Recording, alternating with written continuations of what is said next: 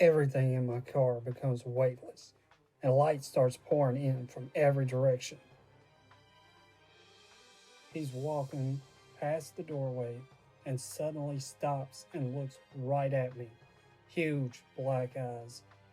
To think that one person could experience so much without losing their mind is really something. You will never think about aliens the same way again.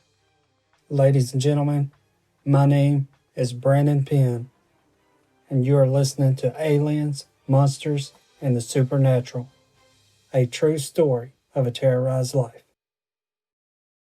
What is an alien experience, and why do they happen? Are these beings from outer space or another dimension? These are just a few of many questions people would like to have answered. If you are listening to this, it is my desire you will have some of these unknowns brought to the light. By listening to this informative biography series of my own personal life experiences, you could be truly awakened to the truth of these entities, or you could be overcome with denial from not being open to the possibility of your own deception, as I was for so many years. But in the case of neither of these things happening, I hope you will still have enjoyed the entertainment of these intriguing experiences. It is not my intention to shed light on an experience as soon as I testify to it, but instead, I must take you on the same journey that I experienced and let you draw your own conclusions. I will do my best not to give anything away as I go. I believe it is vital that you can relate to my beliefs as you listen along, because as we go along, my beliefs will change as I try to make sense of my life and these almost constant experiences. I will not press the fact that you must keep an open mind, because it's obvious that just by listening to this, your mind is very open and curious. Before I start, I want to give a small warning. Some of these events are very terrifying and may be disturbing to some. Although I will be starting out with simple UFO sightings, events in my life quickly escalate. Basically, I'm saying this is a scary story, as well as entertaining and informative. I was born October of 1984 in Lexington, Kentucky.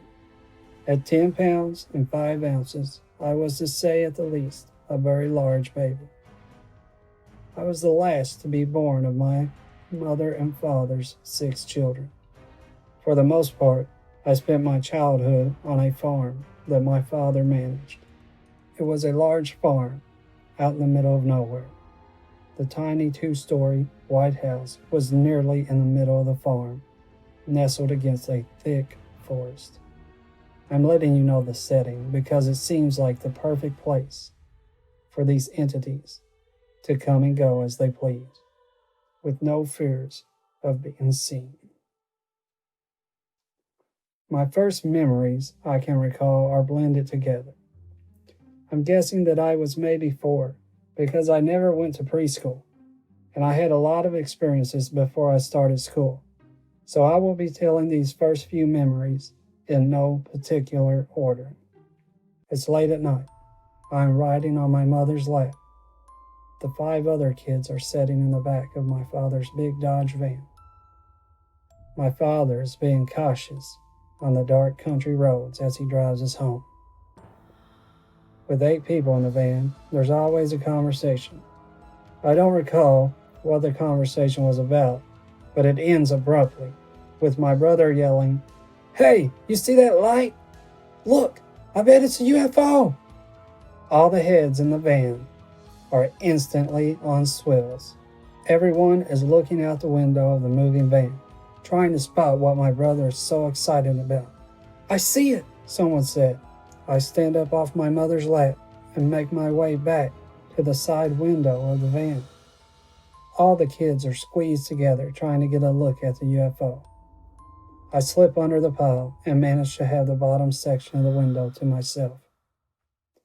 I see the big ball of fire in the sky. It's orange and looks like a flame burning wildly inside a spherical bubble. My mother still hasn't seen it, and the commotion is growing in the back of the van as we all watch the huge flame fly along beside us. It looks like it's following us, like it's watching us watch it. I wish I could see a UFO, my mother says loudly. As soon as the words leave her mouth, the road in front of the van lights up brightly, and the trees on both sides of the van illuminate a bright blue. My father never stops as everybody panics from the sudden explosion of blue light all around us. While waving her arms in distress, my mother yells, "No, no! I don't want to see a UFO! I changed my mind!" As soon as she says this, the craft and the light vanish. I hurry back to her lap and start looking for the craft through the windshield of the van. Chatter from my 2 sisters and 3 brothers fill the van. We are all excited, and everyone is talking about what just happened. I managed to get to the front of the van in time to watch the craft ascending into the night sky. I'm stunned for a moment that it hasn't disappeared. I say, "I see it! I can still see it!" I use my hand to brace myself on the van dash as my father turns into the long gravel driveway that leads to our house. I haven't noticed how quiet it has become in the van. I never take my eyes off the UFO. As we wobble across the rough terrain of the driveway, we atop a hill that makes it possible to see the house from the driveway. A security light on a telephone pole lights the front yard area of the house. I still haven't lost sight of the blazing ball in the sky. I watch as it flies on past us, towards the house, and the light stops dead center above the house. It's maybe 1,000 feet above the roof. I look around the van at my family to tell them what I've just seen. But the state of my family is something that my little 4-year-old mind cannot comprehend. My family is not talking anymore. Everyone in the van is facing forward with no expressions or emotions. I look over at my father. He's just staring blankly ahead, driving the van closer to our house that has the UFO setting above it. The last thing I remember from the van experience was looking at my father. I cannot recall at all having made it to the house, or anything else for that matter. And whenever this event has been brought up over the years between us as a scary memory, it has always made me feel lonely, that my family cannot hardly recall much about this UFO experience. Now you might think that not recalling this could cause some concern, but as we go on, you will find out the van incident is peanuts in comparison to the rest of my life.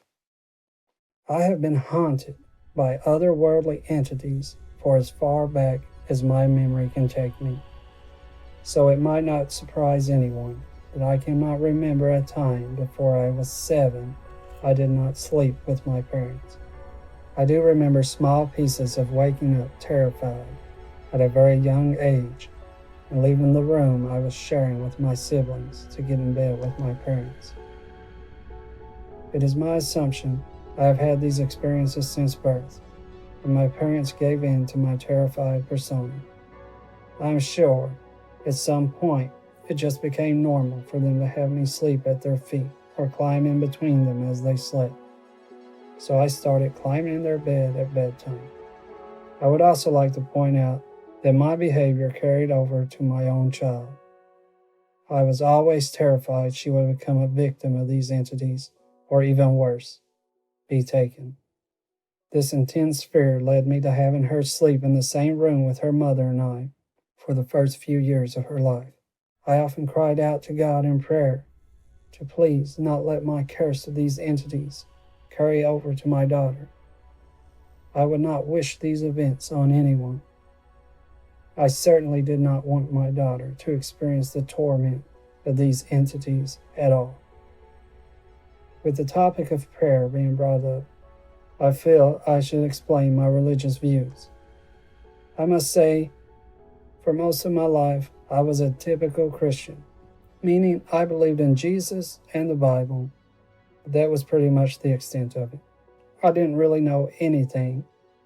I was always overwhelmed with doubt in Jesus and the God of the Bible, because I spent my life seeing aliens face to face. Not to mention the things they did to me, and the things I watched them do to my family. I will be revealing these things soon enough. I'm 4 years old. My oldest brother has his stereo speakers out on the front porch. He is listening to a rock station on the radio. I'm outside on the porch with him. The weather is clear and warm. It's a perfect summer day. A song comes on we really like. My brother turns up the stereo speakers. The music is loud. We are dancing around, lip singing the words. I pick up a broom from the corner of the porch and start playing it like a guitar. We are looking out to an imaginary audience filling the cattle fields. It's very clear we are having a good time. A bright light catches my attention. I look left towards the farm's large barn. The barn is maybe 150 feet away from us, only separated by a small valley the cows use for grazing. I could see the entire barn clearly. I could also see an object hovering over the barn clearly. I can tell it has a disc shape, but it looks to have a rectangular shape from this angle. I see lines going down from top to bottom. It looks like these lines are from window panes. Possibly the entire craft is made up of rectangular windows. The windows share a resemblance to sliding glass doors that would be at the back of a suburban home. The windows appear to be spinning around slowly. I can't tell if the windows are rotating around the craft or if the craft is made up of these windows and is rotating. The craft is putting off a bright orange and yellow light. It looks as if fire is coming from the bottom of the craft and engulfing it at the top. My brother sees it at the same time as me. There really is no way to miss it. The craft is emitting a bright light, and it's the same width as the barn. We look at each other with big eyes and our mouths hanging open. We turn our heads back to the craft and stare with wonder. After a few moments pass of watching the huge craft hover above the barn, my brother says, "Go get everybody!" This sucks, because I'm afraid it's going to be gone when I come back. But he's my big brother, so I have to go. I drop the broom and run into the front door yelling, "Hey, everybody, come quick, it's a spaceship! Hurry, hurry!" That's all the explaining I'm going to do, because I don't want to miss it. I run back outside to see my brother still watching it. The music is still blasting. I start really studying it now. I don't know if it's my imagination or what, but I'm able to see through the large window panes. What I am seeing, I can only explain as two blue humanoid silhouettes that appear to be dancing. My mother comes out the door with the rest of the family following her. "Oh my God," she says. I look at everyone asking, "You see it? Do you see it?" My whole family is at awe with big eyes, and understandably so. This is incredible. It's the middle of the afternoon, clear blue skies, and this craft is just hovering right in front of us. My mother says, "Turn the music off." She is having to yell because the music is so loud. I don't know how I know. Maybe it's just an obvious observation, but I feel like they are only here because of the loud music. "No, don't turn it off. That's why they are here," I say, running to stop one of my siblings, whom is on their way to turn off the stereo. But I am just a little kid, and no one really takes the time to consider my youthful wisdom. The moment after the music stops, silence fills the porch. All of us are staring at the blazing craft, but only seconds after the music stops, The craft shoots straight up, leaving tracers of itself underneath as it disappears. Keep in mind that in these first stories, I am very innocent and young. I would also like to add that I have had a very loving family, and although we were very poor financially, this did not stop me from having a wonderful childhood. To be honest, the only damper on my childhood was my constant visitations from otherworldly entities. These events were always terrifying and never stopped completely. That is, until 2017, when I finally discovered how to stop them. I do know now how one can stop these events completely, and I have only had a couple visits in the past couple of years, but I have been able to thwart them right away. If you are having these visits and you want to stop them, by listening to my stories or reading my stories, you will learn how I eventually stopped the visits, and you can use the same methods as I did if you like. It would be simple to just tell you, but I don't think it would work without understanding how I obtained the knowledge to stop these encounters. I am awakened by a very loud rumbling sound. I can feel my body vibrating along with the house. In my mind, I am picturing a large commercial airliner flying just feet above the house. To my 4-year-old mind, this explains the sound and the vibrations. I am lying on the edge of my parents' bed. I am on the side facing the door that leads to the hallway of the house. I am very scared. I want to jump up over my mother and get between my parents. There's just one problem. My arms are so weak, I can't even push myself up. I can move, but my limbs are very heavy. So I lay here, awake, unable to move enough to get between my parents, and unable to wake them with my desperate cries for help. A few moments go by, and I see a shadow in the lit hallway. I'm thinking this is one of my siblings going to use the restroom. The shadow grows, and appearing in the doorway is a little gray person. It just walks right by the doorway into the living room. The living room has no exit, just windows. After the little gray walks by, a blue light fills the living room and spills into the room I am in. I see another figure passing by the doorway. At first it looks taller than the last one, but as it fully emerges, I can see it standing on something. The second little gray has his back against what I can only describe as a floating tool dolly. The gray is crouched a little. Its back is facing the dolly with its feet resting on the bottom level of the dolly. It's holding on to a handlebar that's going across the top level. The dolly appears to be floating very high off the floor with no wheels under it or anything that would separate it from the floor. As the shiny silver dolly passes by, another gray appears. Gray number 3 looks the same as the other two. He is walking with his hands above him, pushing the dolly. Shortly after gray 3 completely emerges, the fourth and final gray appears. It looks the same as the others, but I will never forget gray number 4. Gray number 4 is in the middle of the doorway, passing by. He turns his head to look straight at me. Those big black egg-shaped eyes take my breath. He makes eye contact with me as he passes out of sight. When gray number 4 passes by completely, the blue light fills every space of the house that I can see. And in seconds, the light vanishes, along with a rumbling sound. Feeling the weight lifted from my arms and legs, I jump in between my parents. I lay here for a moment before finally falling back to sleep, not having a single clue about what just happened.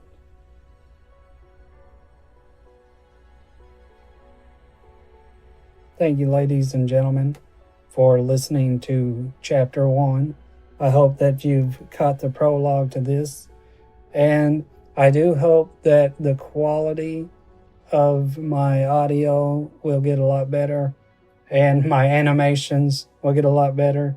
If you're listening to this on my podcast obviously you don't see the animations, but I do have some animations on my YouTube where I put these recordings up. Thank you all so much for listening, and I will be back soon with Chapter 2.